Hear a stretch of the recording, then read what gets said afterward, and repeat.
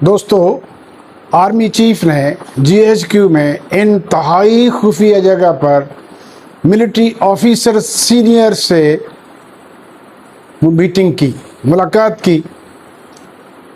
یہ انتہائی خفیہ ملاقات تھی مگر لیک ہو گئی۔ کس نے لیک کی؟ اور لیکیج بھی ایسی کہ اس کی ساری رپورٹ سابق امریکی سفیر افغانستان زلمے خلیل زاد کو ملی اور اس کا انکشاف بھی اس نے خود کیا۔ سوچئے، آرمی چیف کی انتہائی خفیہ میٹنگ، کس نے یہ لیکیج کی؟ کس نے خلیل زاد تک پہنچائی؟ سوچنے کی بات ہے۔ اگر اتنی خفیہ میٹنگ بھی خفیہ نہیں رہ سکتی تو کس طرح آپ اپنے رازوں کو چھپا پائیں گے؟